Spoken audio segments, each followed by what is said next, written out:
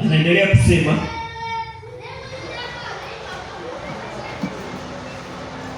kwa maana juu yangu, anasema kwa maana najua ya kuwa ndani yangu, yaani ndani ya mwili wangu, halikai neno jema.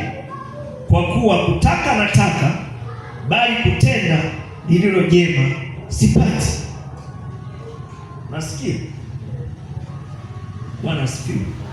Hapo nazungumza na mtu, nazungumza na mtu. Amen.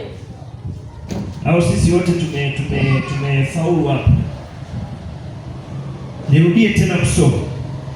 Kwa maana najua ya kuwa ndani yangu, yaani ndani ya mwili wangu, halikai neno jema. Kwa kuwa kutaka nataka, bali kutenda lililo jema sipati. Yaani nia unayo na kutaka unataka, nia ninayo na kutaka nataka kufanya lililo jema, lakini nguvu ya kunifanya, ya kunisukuma nifanye lililo jema sipati. Kwa nini? Kwa sababu ndani yangu haikai neno lililo jema. Unaelewa vizuri? Yesu asifiwe sana. Ili tupate nguvu ya kutenda kile tunachotaka, lazima tukaribishe hiyo nguvu inayoweza kutusababisha tutende jema ambalo tunalitaka kulitenda. Hatuwezi kutaka kutenda lililo jema wakati nguvu ya kutusukuma kutenda lililo jema hatuna ndani yetu. Na hiyo nguvu ya kutusukuma tutende lililo jema, nikakwambia lazima tuwe na Roho wa Mungu. Haleluya. Amen. Bwana asifiwe sana. Amen. Tunaelewa vizuri. Anasema kutaka nataka, lakini kutenda lililo jema sipati. Lakini kama niliandikwa hivyo, sio mimi, ila kuna nguvu inayotenda kazi ndani yake. Kuna nguvu nyingine, japo mimi nimeokoka kweli, lakini kutenda lililo jema ninataka kweli. Ninataka kweli nifanye mambo mazuri. Ninataka kweli nimpendeze Mungu. Ninataka kweli nifanye yaliyo ya Mungu. Ninataka kweli ile dhambi isinitawale. Nataka kweli hii dhambi iondoke ndani yangu. Nataka kweli hii dhambi isijirudie ndani mwangu. Lakini nguvu ya kuishinda dhambi hiyo haipo ndani mwetu. Kwa nini? Kwa sababu yule anayeshinda dhambi ndani yetu hayupo. Si unaelewa hicho kitu ninachozungumza? Bwana Yesu asifiwe. Kwa nini? Kwa sababu dhambi hatuwezi kuishinda kwa akili zetu, hatuwezi kuishinda kwa nguvu zetu. Tunaishinda dhambi kwa nguvu ya Mungu. Nguvu ya Mungu ni kuwa na Roho wa Mungu. Haleluya. Yesu asifiwe. Anasema kutaka nataka, lakini kutenda lililo jema sipati. Yaani hiyo nafasi ya kutenda tu, kuchukua hatua kutenda, sipati hiyo nafasi. Kwa nini? Kwa sababu ndani yangu haikai neno lililo jema. Ndani yangu, maana yake ndani yetu hayakai mambo yaliyo mema. Bwana Yesu asifiwe. Yaani hapa ninapozungumza nazungumza na wewe. Sawa? Bwana Yesu asifiwe. Amen. Nazungumza na wewe ili wewe ujue maisha yako je, yako. Kwa nini nakosa amani? Lakini umekosa amani kwa nini? Kwa sababu umeshafanya. Umeshatenda kitu ambacho ukipendi, ambacho akili yako haipendi kufanya. Lakini unajikuta umefanya. Kwa nini? Kwa sababu kuna nguvu inayofanya kazi ndani mwetu. Na hiyo nguvu ndio tunayotaka tujifunze, wapendwa, kwamba tujitahidi kuitoa hiyo nguvu. Tumwombe Mungu alete nguvu nyingine inayoweza kutupelekea sisi kufanya mambo yaliyo mazuri. Haleluya. Amen. Haleluya, kanisa la Mungu. Amen. Anasema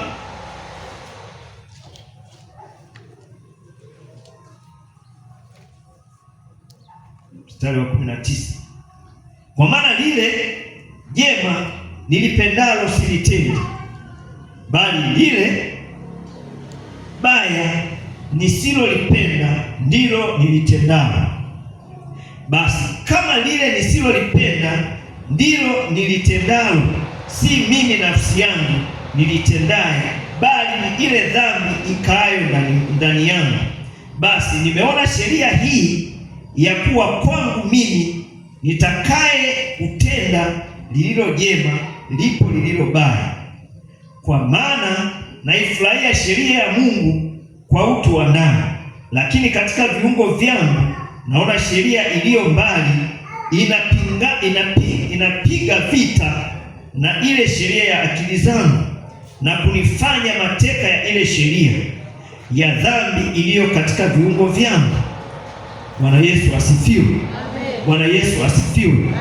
Anasema ninataka kutenda lililo jema lakini sipati.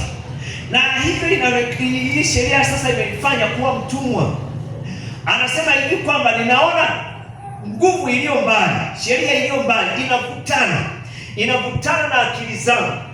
Inavutana na akili zangu kwamba ili kutaka kufanya kile ninachotaka kukifanya, ili nisipate kukifanya. Maanake kuna nguvu inayovutana ndani yetu. Kuna nguvu inayovuta, mwili unataka, roho inataka, mwili unataka, roho inataka. Maanake sasa kama nguvu zetu za rohoni ni chache, lazima tutatenda mapenzi ya mwili. Lakini kama nguvu zetu za roho ziko juu, tutatii. Hiyo nguvu ya roho itatusaidia sisi kuishinda dhambi, itatusaidia kushinda makosa, itatushinda kutenda ubaya. Lakini kama nguvu zetu za kiroho ni chache, ndio maana tunaishi maisha ya kufanya mambo yasiyoyataka Mungu, wakati akili zetu zinataka kufanya mapenzi ya Mungu. Bwana asifiwe sana. Amen. Umejielewa mpaka hapo tulipofika? Amen. Tunaelewana vizuri, kanisa la Mungu? Wewe unatamani nini? Haleluya. Wewe unatamani kufanya nini? Unatamani kufanya mapenzi ya Mungu. Tunafanyaje sasa mapenzi ya Mungu? Tutafanyaje ili tutende anachotaka Mungu? Au hicho kilicho ndani mwako wewe unakikubali? Bwana asifiwe. Kitu kilicho ndani yako wewe unakikubali. Unakubali ndani yako kuwe na hasira. Unakubali ndani yako kuwe na roho ya ugomvi. Unatamani ndani yako kuwe na roho ya chuki. Unatamani ndani yako kuwe na roho ya kufarakanisha watu. Bwana asifiwe. Amen. Unatamani ndani yako kuwe na umbea. Tunafanyaje sasa ili tuvuke hapo? Haleluya, haleluya. Amen. Bwana Yesu asifiwe. Amen. Tunafanyaje sasa ili tuvuke hapo?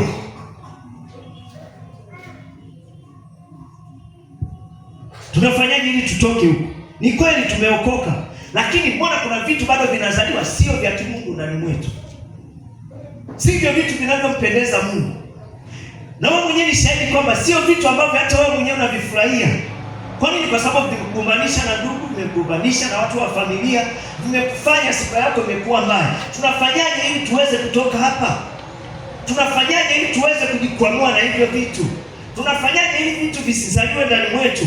Badala ya kuzaliwa vitu vibaya, sasa vianze kuzaliwa vitu vizuri. Badala ya kuzaliwa ugomvi, badala sasa vizaliwe vitu vya kupatanishi na amani. Badala ya kuzaliwa chuki ndani mwetu, sasa izaliwe furaha. Badala ya kuwa mgombanishi, sasa hivi uwe mpatanishi. Haleluya. Amen. Yesu asifiwe sana. Amen. Tunafanyaje? Kuna kitu kilicho cha tofauti ambacho kinakaa ndani mwetu. Na kama hicho kitu kinakaa ndani mwetu, maanake kile kinachotakiwa kukaa ndani mwetu tunachokipenda hakina nafasi. Ili hicho kitu kingine kipate nafasi, lazima kile kingine kitoke. Kikitoka kile kingine kinaingia. Hiki kingine kikiingia, kikiruhusiwa kuingia hapo ndani, kile cha pili hakiwezi kukaa tena. Tukimruhusu Roho wa Mungu akae ndani yetu, huyo roho mwingine anayekaa ndani yetu hawezi kufukuzwa, atajiondoa mwenyewe, kwa sababu nguvu iliyoingia ni nguvu ya tofauti, ambayo ni nguvu ambayo, na nguvu iliyo juu yake sio nguvu nyingine, ni nguvu ya Roho Mtakatifu kukaa ndani yetu. Mungu anaposema hivi kwamba mimi nitafanya agano jipya, nami nitakuwa ndani yao, nao watakuwa ndani yangu, nao watakuwa watu wangu, na mimi nitakuwa Mungu wao. Anapozungumza kukaa na sisi, anazungumza yeye atakaa ndani yetu. Roho Mtakatifu atakaa ndani yetu. Roho Mtakatifu anapokaa ndani yetu, ni Mungu ndiye yuko ndani yetu. Huyo Mungu akiwa ndani yetu, hiyo dhambi itapata nafasi wapi? Hiyo nguvu nyingine itapata nafasi wapi? Imepata nafasi kwa sababu hatujakaribisha nguvu ya Mungu ili iweze kukaa ndani yetu. Kama tungeikaribisha nguvu ya Mungu kiusahihi, hiyo nguvu nyingine haingeweza kupata kituo, haingeweza kupata nafasi, haingeweza kupata makao kwetu. Kwa nini? Kwa sababu pale anayetawala hawapatani na hiyo nguvu iliyoko ndani yetu. Bwana asifiwe. Amen. Bwana Yesu asifiwe. Amen. Tunaelewana vizuri watu wa Mungu. Amen. Unajua haya mambo tunayojifunza ni ya kiutu uzima sana. Kama hauelewi. Yaani ni mafundisho ya level ya juu ya wokovu, sio mafundisho ya chini. Ni mafundisho ya level ya juu. Sisi kama mnanielewa. Yaani nafundisha haya ninayofundisha ni mafundisho ya kiwango cha juu, sio kiwango cha chini. Ni mafundisho ya kiwango cha juu ya mtu kutoka hatua moja kwenda hatua nyingine. Maanake mtu anayeweza kutoka kwenda kuwafanya watu wengine kuwa wanafunzi wa Yesu. Haleluya. Bwana Yesu asifiwe sana. Amen. Na kama tunataka kuongezeka katika ufahamu wa kimungu, maanake lazima mwetu tuwe sisi wenyewe watafiti kwamba hichi ninachokifanya, hichi ninachokitenda, hichi ninachokisema si tunda linalotokana na Mungu. Kama ni tunda lisilotokana na Mungu, maanake Mungu hayuko ndani mwetu. Na kama Mungu hayuko ndani mwako, Ukristo wako utakuwa wapi? Maanake Ukristo wako utakuwa na kasoro, Ukristo wako utakuwa na shida. Kama ndani yetu halitoki neno lililo jema, linatoka neno lililo baya, maanake nguvu iliyoko ndani mwetu ni nguvu nyingine, sio nguvu ya kimungu. Maanake kama kuna matunda yanayotoka sio ya kimungu, maanake Mungu hayuko ndani mwetu. Paulo akazungumza kwa Wagalatia, anazungumza anasema, lakini tunda la Roho, akazungumza pale. Anapozungumza matunda ya Roho, maanake huyu mtu ana Roho Mtakatifu, na anapokuwa na Roho Mtakatifu kuna vitu vinavyozaliwa ndani yake.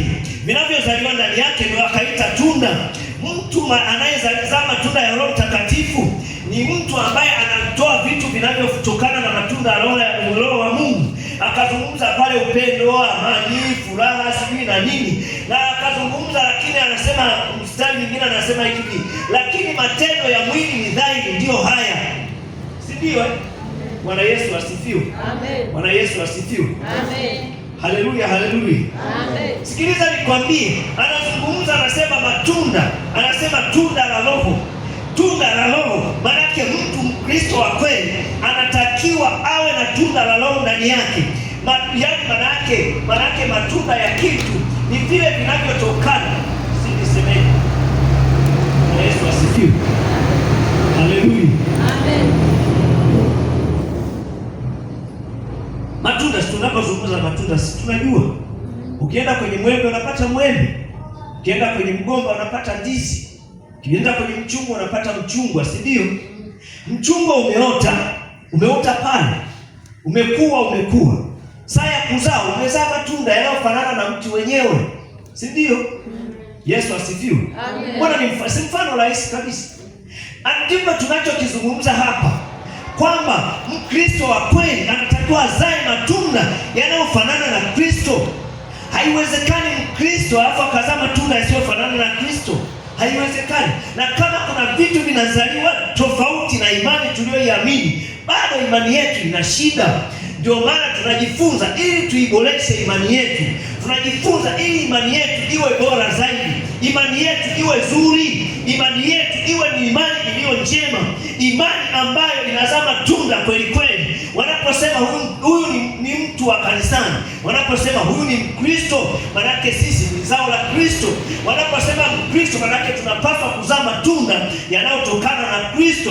Tunaona matunda ya Kikristo sio ya ugomvi, matunda ya Kikristo sio ya watukanaji, matendo ya Kristo sio ya chuki, matendo ya Ukristo sio ya vita, matendo ya chuki ya Kristo sio ya matusi, matendo ya Kristo sio ya hasira, matendo ya Kikristo sio ya wivu, matendo ya Kikristo ni matendo ya upendo, amani na furaha. Bwana asifiwe. Amen. Bwana Yesu asifiwe. Amen. Yesu asifiwe sana. Amen. Tukue ndugu zangu. Ni siku 8 za kanisa kubadilika. Bwana asifiwe. Amen. Yesu asifiwe sana. Amen. Ndani yako yanazaliwa matunda gani? Bwana asifiwe. Amen. Ndani yako yanazaliwa matunda gani? Bwana asifiwe. Amen. Kwenye simu yako umeweka nini? Na mambo mema yanatendeka kwenye simu yako? Bwana asifiwe. Amen. Wanafamilia mpo?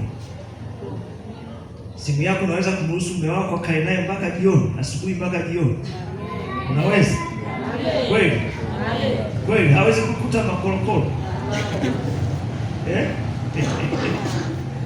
Walipita hiyo simu anaweza kukaa na maguloti toka asubuhi mpaka jioni ukawa na amani. Niliwahi kutana na mpendwa mmoja kule kwenye kituo cha daladala. Amesahau simu nyumbani, anakimbia. Anakimbia na kwambia jasho linatoka. Kwa nini? Kwa sababu hajiamini kilichoko ndani yake. Tunazungumza tu ni kweli, lakini wewe ndio unajua. Wewe ndio unajua ulichokiweka kwenye simu yako. Mpaka umekuwa mtumwa wa simu. Kwa nini? Kwa sababu yaliyoko ndani hata mume wako hataki kuyaona, hata mkeo hataki kuyaona, ndio maana unaficha. Na Yesu asifiwe. Amen. Yaani katika vitu vingi nilivikataa. Nisikuwa mtumwa wa simu, nilishaikataa. Mimi simu nikisahau nyumbani, wala sihangaiki, hainipi shida. Inatanipa shida kwa sababu wa kumpigia labda kuna jambo la msingi. Lakini kwamba eti mama atagundua kuna nini ndani yake, kama simu inaanza kunipelekesha, sitaki simu. Bwana asifiwe sana. Amen. Bwana Yesu. Ni kweli unasahau simu, unakosa pressure tu ni kwa sababu ya mawasiliano au ni kwa sababu kuna madudu ndani yake? Bwana asifiwe. Amen. Ukisha kuwa hivyo, bado hatujakombolewa wapenzi. Tunahitaji kutokombolewa kutoka hapo. Mazao ya Kristo hayako hivyo. Mazao ya Kristo tunazaa matunda mazuri. Bwana asifiwe. Amen. Lazima tuzae matunda mazuri ndani ya Kristo. Tusianze kuzaa matunda yasiyofaa. Yaani mpaka wewe mwenyewe unakupa wasiwasi kwamba hili hapana. Hili hapana, hili hapana, hapana. Ukristo wa hivyo bado hatujafika, kwa maana tuna semina ya siku 8, tunafundishana. Anayetaka maarifa atayachukua. Asiyetaka maarifa basi. Maana kama nataka Mungu ashuke aje akwambie, au ngurume kama simba aje akwambie, kaa hivyo hivyo utasubiri, kuna siku moja atakujia peke yake. Bwana sifiwe sana. Lakini tunahitaji nini? Tunahitaji kuzaa matunda yanayoendana na hii familia tuliyojiunga. Sisi tumeenda kwenye familia ya Mungu, tumezaliwa na Mungu. Basi tusizae matunda yasiyotokana na Mungu. Inakuwaje tuwe wa Mungu afu tunazaa matunda ya ibilisi? Sababu tutakuwa watoto wa nani? Haleluya. Amen. Bwana Yesu asifiwe. Amen. Haiwezekani. Lazima tufike mahali tuamue kwamba tuzae matunda ambayo yanatokana na Kristo, matunda ambayo Kristo anakubali, ambayo hata mioyo yetu ina furaha. Haleluya, haleluya. Amen. Bwana Yesu asifiwe sana. Amen. Twende ile Ibrania 10 mstari wa 19. Sijui kama naeleweka vizuri. Bwana Yesu asifiwe. Ninakuomba kuanzia siku ya leo kwa jina la Yesu, uwe huru na simu yako. Kama wewe ni mama, kama wewe ni baba, kama kuna kitu chochote kinachokufanya mume wako au mke wako uwe na mipaka na hiyo simu yako asiishike, lazima ukitafakari sana. Bwana asifiwe. Amen. Kama ni unaweka labda viakiba vya hela, sio mbaya sana, sijui sio mbaya. Lakini kama kuna jambo lingine ambalo linafanya ufiche, haina maana, jitoe kwenye uko kwenye utumwa ambao sio sawa. Uko mahali ambapo sio salama. Fanya uwe huru. Kaa nyumbani mwako uwe huru. Unaenda na simu mpaka bafuni, simu mpaka chooni. Utumwa haufai hivyo. Sasa ile simu inakuwa sasa inaniendesha simu. Kwa nini unakuwa hivyo? Hapana, tutaki sisi wa Kristo tuonyeshe Ukristo kweli kweli. Haleluya, haleluya. Amen. Bwana Yesu asifiwe sana. Amen. Tusome hii Ibrania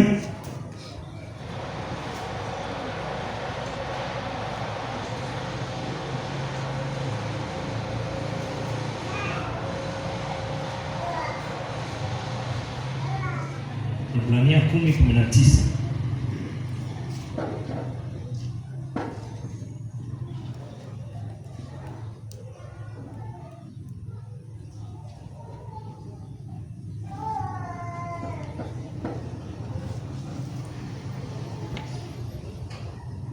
Haleluya, haleluya. Amen.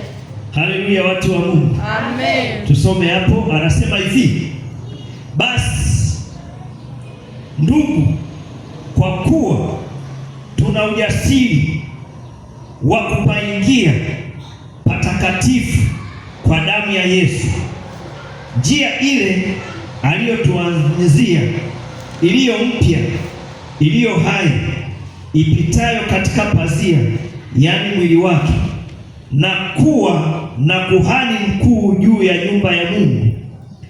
Na tukaribie wenye moyo wa kweli kwa utimilifu wa imani, hali tumenyunyizwa mioyo, tuache dhamiri mbaya, tumeoshwa miili kwa maji safi.